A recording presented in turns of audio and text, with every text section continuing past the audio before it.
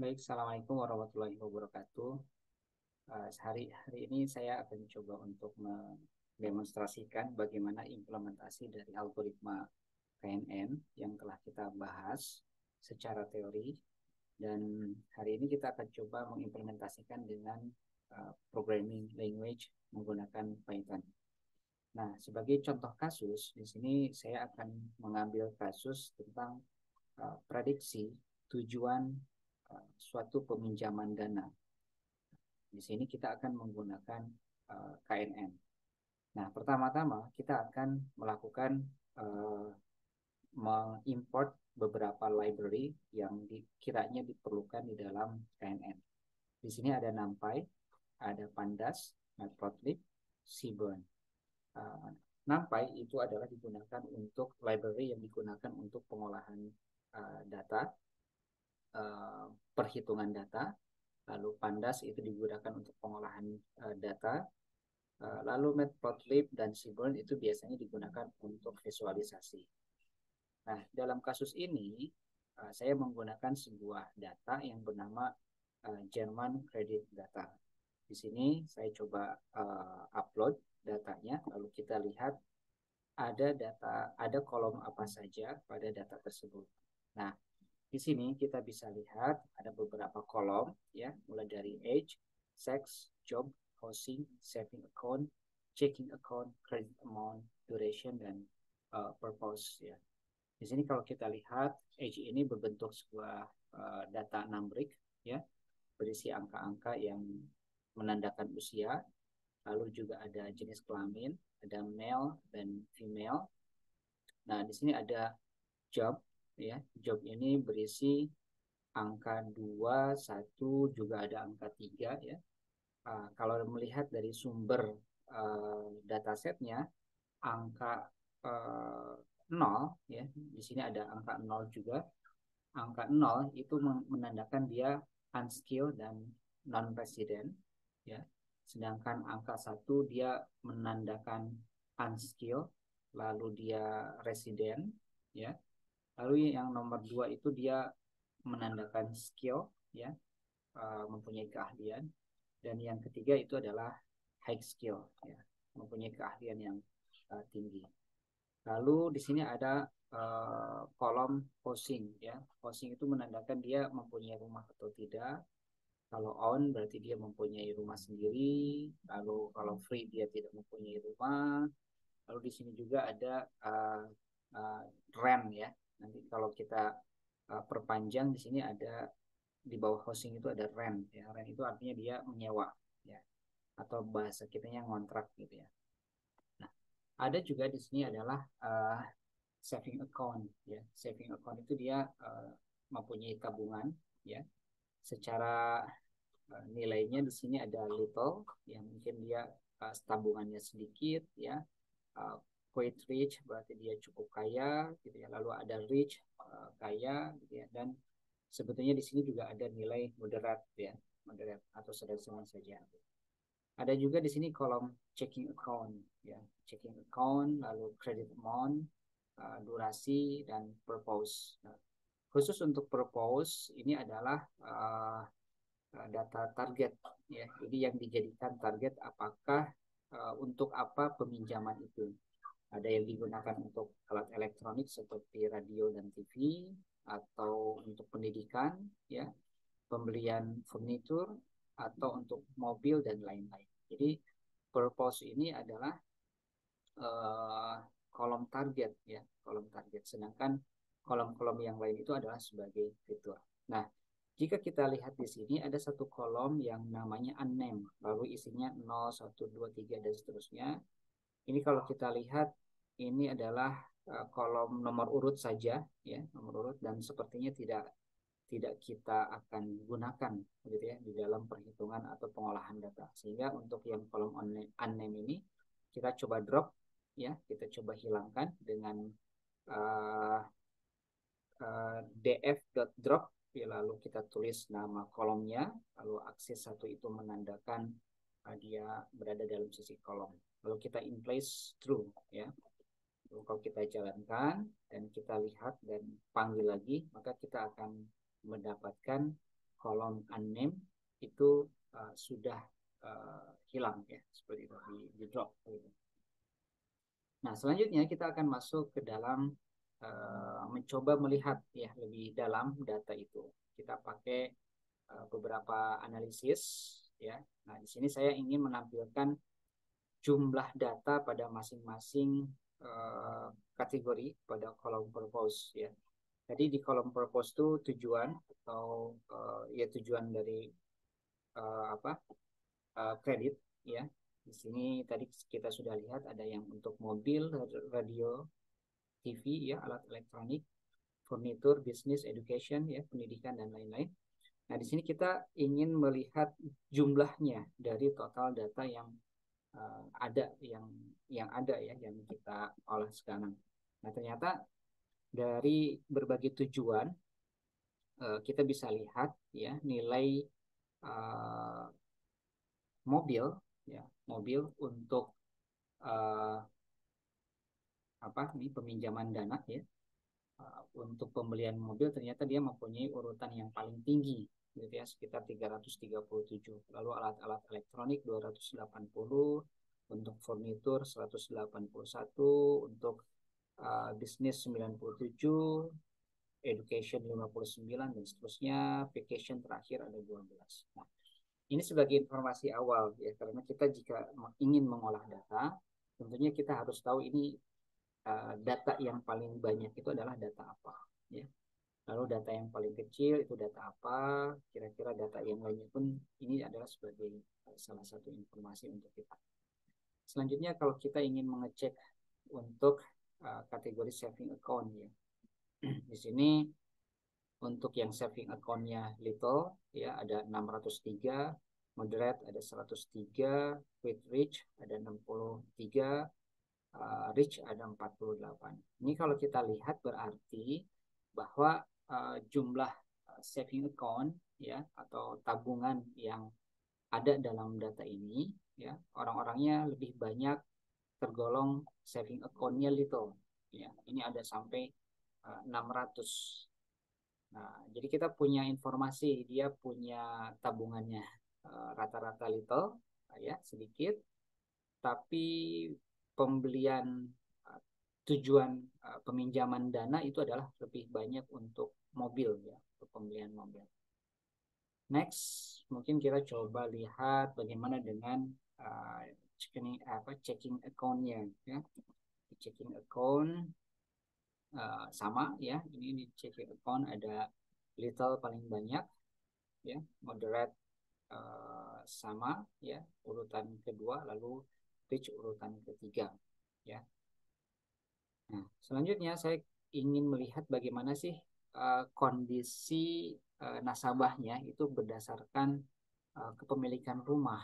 Di sini housing, saya coba lihat datanya, ternyata sebagian besar nasabah itu 713 orang itu mempunyai rumah sendiri, 179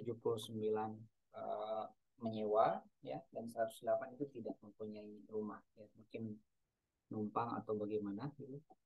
Lalu, nah setelah kita tahu nilai-nilai dari setiap variabel, coba kita visualisasikan ya agar kita bisa lebih memahami. Nah, di sini saya ingin melihat jumlah nasabahnya itu berdasarkan jenis kelamin.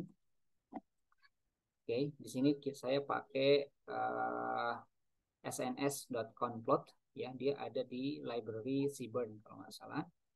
Nah, di sini kita bisa lihat secara jenis kelamin ya, laki-laki ternyata lebih banyak dibandingkan dengan perempuan. Nah, terkadang untuk melakukan visualisasi, kita ingin visualisasi itu memunculkan dua buah kategori ya. Nah, di sini saya ingin memvisualisasikan atau membandingkan jumlah data tiap jenis housing ya, kepemilikan rumah berdasarkan jenis kelamin. Jadi kalau misalkan kita lihat source code-nya seperti yang ada di layar yang ini ya, lalu kalau saya jalankan, saya akan menemukan bahwa kepemilikan rumah ya, tadi kita sudah tahu ya, yang own itu lebih banyak ya, lebih banyak Dilihat dari datanya, ya, datanya ini kepemilikan rumah yang laki-laki lebih banyak dibandingkan dengan yang perempuan, ya. Nah, di sini ada legendanya, male itu yang biru, female itu yang oranye, ya. Nah, di sini ada yang unik, ya, di kategori rent, ya, rental atau sewa.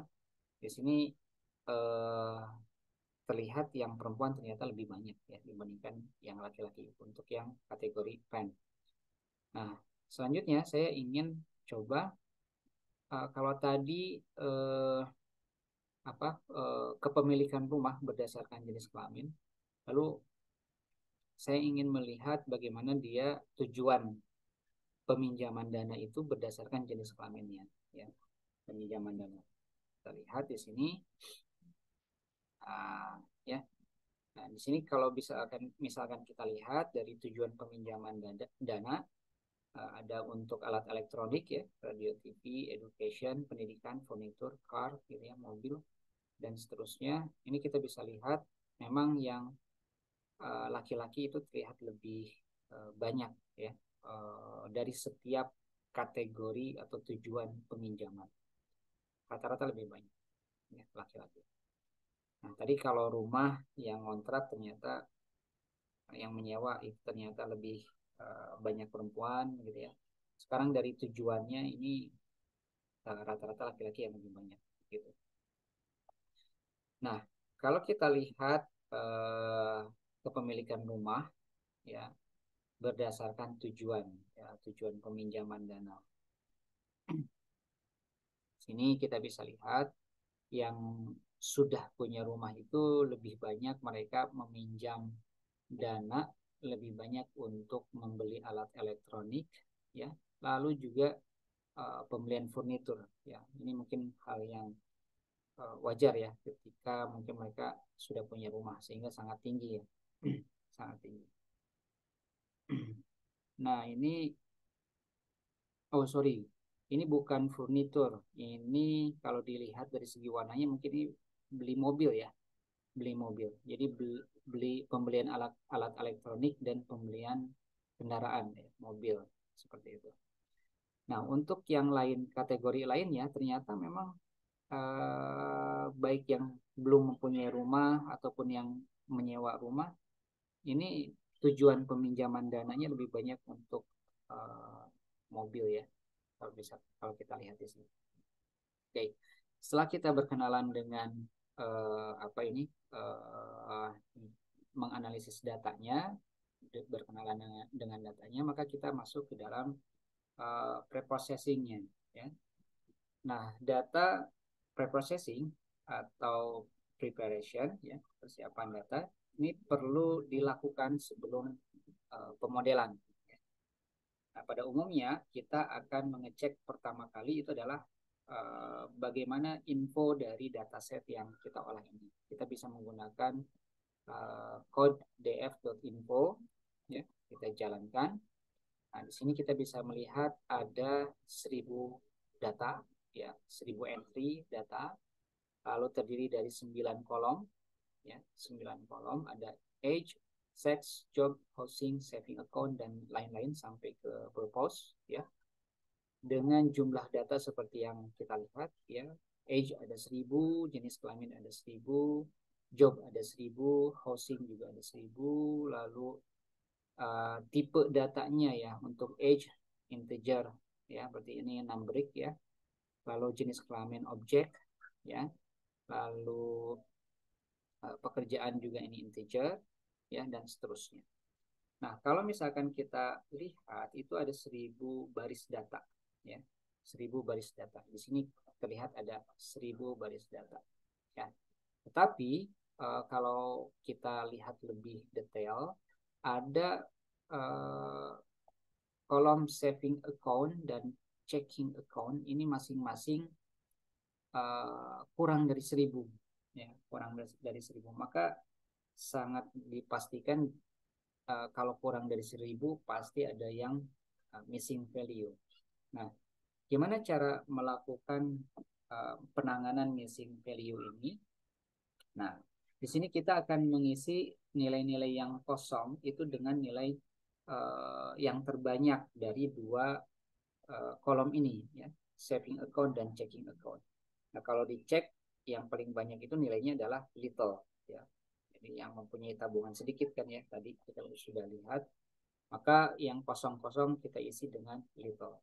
Nah, metode ini bisa saja tergantung dari keputusan setiap orang ya. Kalau di sini saya contohkan yang kosong diisi dengan nilai yang paling banyak. Nah, nilai yang paling banyak di sini adalah nilai little, sehingga saya ganti yang kosong dengan little. Nah, sekarang kita cek lagi, ya. Nah, di sini terlihat untuk saving account dan checking account dia nilainya sudah 1000, ya. Karena yang nilai-nilai yang kosong tadi sudah diisi ya dengan nilai little tadi. Nah, yang selanjutnya setelah kita menangani missing value gitu ya. Nah, kita ingin memisahkan kolom fitur dengan kolom target ya. Kolom target itu tadi purpose ya, nama labelnya, nama targetnya purpose. Ini kita pisahkan dari kita drop dari data lalu masukkan ke dalam variabel df fitur ya, df fitur. Sedangkan kolom target itu sendiri purpose kita masukkan ke dalam variabel df target ya. Jadi kalau misalkan kita jalankan ya, lalu kita coba cek df fitur berarti dia hanya berisi beberapa kolom-kolom ya yang uh, tanpa purpose ya. Kalau tadi bersama purpose, kalau ini tanpa purpose ya, karena kolom target purpose itu dimasukkan ke dalam df target. Nah, setelah kita memisahkan ya fitur dan target, maka kita selanjutnya melakukan encoding terhadap data. Ya. Kenapa kita perlu melakukan encoding? Ya, karena ada beberapa data yang masih bernilai objek, gitu ya. Nah, encoding ini dilakukan terhadap data yang memiliki nilai kategori, bernilai kategori. Coba dilihat di sini. Kalau kita cek lagi ya .info lagi, nah, di sini tipe datanya ada aja integer, objek gitu ya, integer, objek dan seterusnya. Sedangkan encoding itu diperlukan hanya berlaku untuk nilai tipe data bertipe kategori ya. Jadi gimana caranya? Maka caranya adalah yang bertipe objek ini ya, bertipe objek di sini ada jenis kelamin, lalu ada housing, saving account, checking account, itu diubah ke tipe kategori. Ya, saya menggunakan yang ini.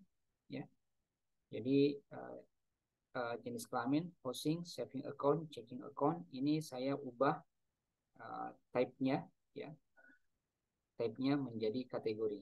Yang ini ya, kategori. Oke. Saya ubah yang asalnya objek menjadi kategori. Untuk apa? Supaya encodingnya itu bisa berjalan begitu. Nah, kalau kita cek lagi, maka setelah saya ubah ya, itu 4 variabel tadi sudah berubah menjadi kategori ya, menjadi kategori. Nah, jika sudah berubah menjadi kategori, maka kita dapat langsung mengaplikasikannya ya.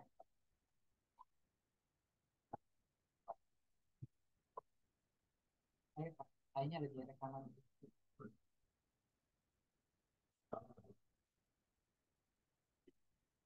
Nah, selanjutnya kita bisa melakukan encoding ya untuk 4 variabel yang tadi ya.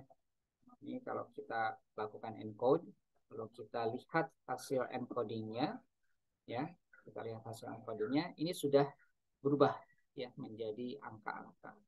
Nah, tentu angka-angka ini ya walaupun sudah berubah semua, tetapi selisih nilai antar kolomnya terlalu jauh ya, ada yang age 3 41, 40 ya, itu puluhan ya. Lalu jenis kelamin hanya ada 2 kategori ya, 01, 01 gitu ya. Lalu variabel-variabel yang lain juga ya. Jadi itu selisih nilai antar kolomnya terlalu jauh. Nah, agar nilainya modelnya agar model yang nanti kita buat lebih maksimal, maka nilai-nilai yang terlalu jauh itu kita normalisasi ya. Kita normalisasi ya. Di sini saya menggunakan standar scalar ya, standar scalar yang ini ya, dia ada di library, di dalam library scikit-learn ya. Lalu saya jalankan ya, saya normalisasi, lalu saya hasil normalisasinya data fiturnya saya masukkan ke dalam variabel x ya. Lalu saya ambil sampel dari nilai data x ini. Oke, ini hasil normalisasinya ya.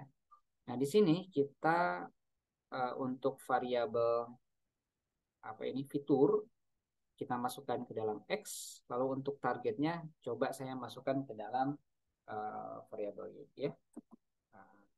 Nah, di sini variabel y kurang lebih saya masukkan ya. Teh, punten nih. Bunda menerima teleponnya di kamar ini. Kayaknya lagi ngajar dulu. Oke, nah lalu yang selanjutnya ada setelah kita datanya kita pisah antara fitur dan target ya, maka yang selanjutnya kita coba pisahkan ya, kita pisahkan. Nah, jadi ada yang namanya train test split ya, train test split. Dia membagi data menjadi dua, ada training data dan juga ada testing data ya, training data dan testing data. Di sini saya menggunakan nilai 0,2 artinya untuk test size-nya, test size-nya 0,2 artinya 20% ya, test size-nya. Berarti kalau training datanya sisanya ya 80%. Totalnya kan 100. Jadi kalau test size-nya 0,2 atau 20%, maka training size-nya 80% atau 0,8. Oke. Nah, di sini saya mempunyai data ya, kan tadi nilainya 1000 ya, totalnya 1000. Untuk data trainingnya ada 800 ya. Untuk data tesnya ada 200 ya, seperti yang ada di layar. Setelah saya pisahkan datanya, maka selanjutnya adalah kita akan menerapkan modeling ya, modeling. Nah, di sini kita menggunakan algoritma KNN. Nah, kita import dulu ya. Lalu untuk menerapkan KNN kita bisa menentukan nilai K-nya ya, nilai K, nilai tetangganya. Nah, di sini saya menggunakan nilai K-nya 5 gitu ya. Kita coba. Oke, kita sudah berhasil. Lalu kita coba melakukan prediksi dengan model yang udah kita buat ya. Di sini modelnya saya tampung dalam variabel model KNN ya. Model KNN. Lalu model KNN ini kita akan gunakan untuk memprediksi ya. Memprediksi. Nilai prediksinya itu berasal dari X-test ya, X-test. Lalu kita masukkan ke dalam Y prediksi ya. Hasilnya kurang lebih kita memprediksi ya indeks 0 sampai ke 5 furniture, radio TV, lalu ada radio TV juga gitu ya. Ini hasil prediksinya. Coba kita bandingkan dengan nilai yang sebenarnya ya. Yang di atas itu kan prediksi, yang di bawah ya nilai yang sebenarnya. Nah, nilai yang sebenarnya ternyata dia di sini urutan pertama mobil gitu ya. Kalau di sini furnitur gitu ya, furnitur. Lalu di sini ada radio ya, ternyata ini sama radio juga gitu ya. Di sini radio TV, tapi di sini mobil. Nah, sepertinya di sini kita bisa lihat ada yang cocok dan ada yang tidak cocok. Sehingga ini harus kita evaluasi hasil prediksinya.